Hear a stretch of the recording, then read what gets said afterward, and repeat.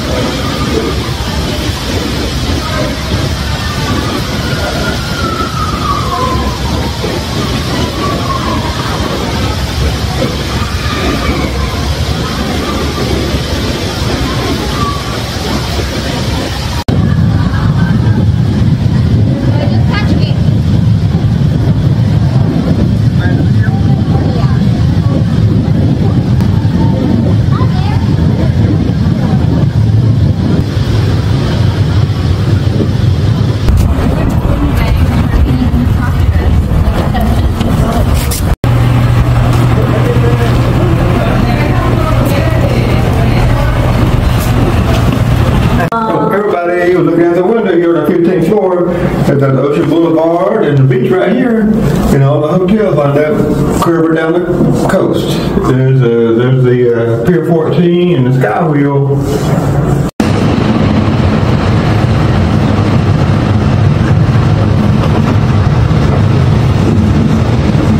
Kagwapo ni Daddy Timoy. Kuryoso ang aking anak kaya umakyat kami sa taas pagkatapos bumaba kasi wala naman siya nagustuhan din doon. So dito sa parts na ito, kami ay nagre-ready na parang umuwi na sa aming bahay. Tapos na ang vacation. So bago kami aalis, ang Daddy Tim ay nilinis muna niya ang harapan ng aming sasakyan or windshield, no? Parang maganda ang biyahe. O ayan, parang klarong-klaro ang kalsada. So nilalagay na niya sa trunk yung mga gamit namin, mga luggage namin. Yung nasa itim na bag, ayun po mga damit namin yan, na mga basa, no? Yung mga labahin. So ayan na si Daddy Tim, nire-ready na. Kami nasa loob na kami ni Matthew. Yun na nga, bago kami alis, bago niya i-drive, ay linisin muna niya yung harapan, parang diretso na. Jenny ay nangusina na naman. Ito ay beef, mga kananay, ang ating mga spices. Mayroon tayong bell pepper, onions, and garlic. And mayroon tayong carrots. And also, mayroon tayong patatas. At pinabili ko si Daddy Tim ng green peas, mga kananay, at hahaluan ko ng green peas. At ngayon, ating umpisahan ang ating pagluluto sa kusina, parang mayroong makain ng aking mag-ama. So ngayon, lalagyan na natin ng maraming bawang, agoy. Yan. Ang bawang ng kinabuhi, mga nanay. Gusto ko sa bawang, mga kananay, yung mag-brown siya. Parang maaroma. Ako lang ba, mga nanay? Sa totoo lang, mga nanay, hindi pa ako naligo. Kasi, yes, baby? I punched my head on that punch. It's hard? On the table, yeah. See, I see. Gonna check. First? Yeah. Which one? Oh, it's okay. It's not. Hindi, be careful, okay? Be careful. And help si mommy. Be careful, okay? Be careful, baby, okay?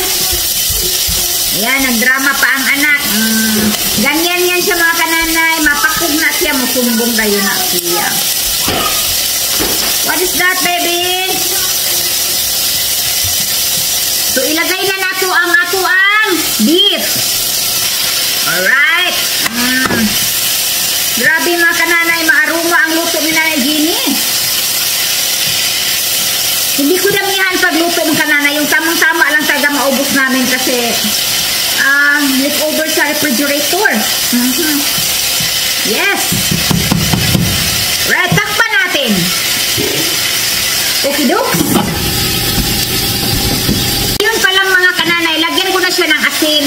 Para yung asin, mag-dip siya doon sa karne. Yun po ang estilo ko mga kananay, no? So, yun. Ayan. Ngayon mga nanay, ilalagay natin si carrots kasi matagal itong maluto. Ayan.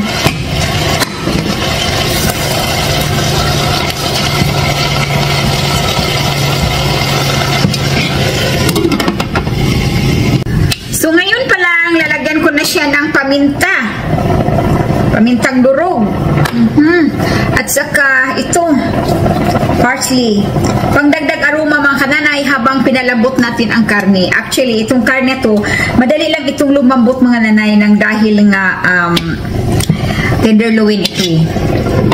So ngayon mga kananay, ilalagay na natin ang ating potato. Ang ating patates. Ayan. Okay, dukes.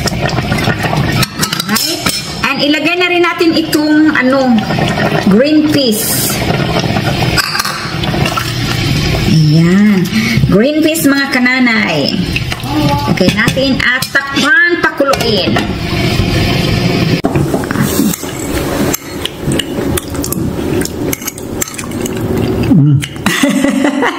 Yummy. Ay, Mateo. Mga kananay, magluluto ako ng pusit na kabili ako sa tindahan. Ito yung mga spices natin. No? Igisa lang natin. Of course, umpisahan na natin maghurim-hurim. Ihaturom ako sa manchurum. Ayan mga nanay, ipapaka na natin ang bawang. Parang mupaka po ng atong baba. Joke lang mga kananay. Gusto ko mag-brown-brown a little bit ang ating bawang. So ngayon, ilagay na natin ang ating lahat-lahat. Lahat-lahat na pag-ibig mga kananay, ibuhos na ang lahat-lahat. Ayan. Hinaan natin ang ating apoy. Kaya masunog. Alright, lagay na natin ang ating puset. Pusit. Or seed.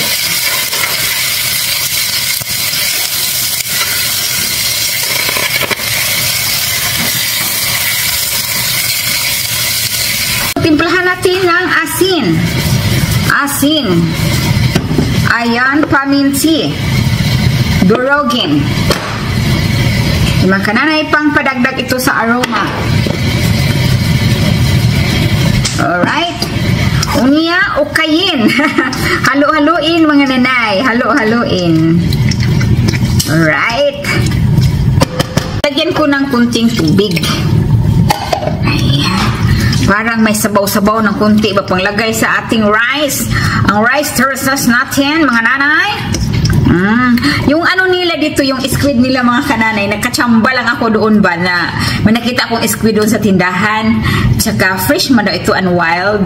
And nakaano na siya, nakalinis na siya lahat. So ready to cook na. Di ba?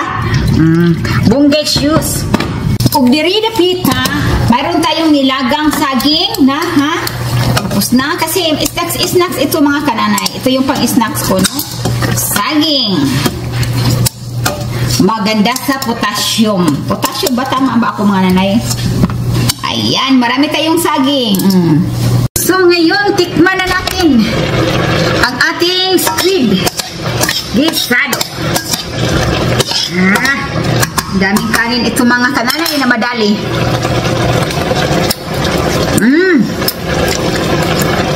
Sarap, agoy. So ayan na po mga nanay. Agoy, si Nanay Jeannie lang kakain ito. Sarap yan. So mga kananay, subukan na natin. Malapit na siyang maano. Uy.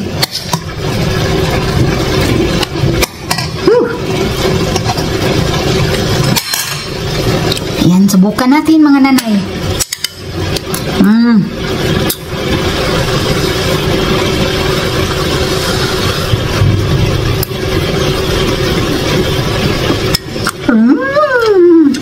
Matagal ako nila nakakain ng squid.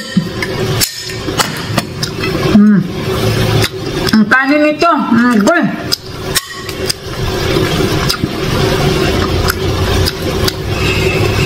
Tinanggalan na nila ng lamang loob mga kananay. Nanay.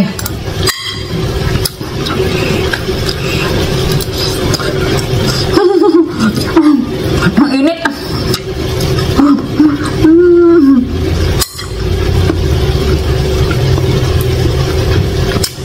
Ang ganda ng spray nila. Agoy. Agoy. Harap mga nanay.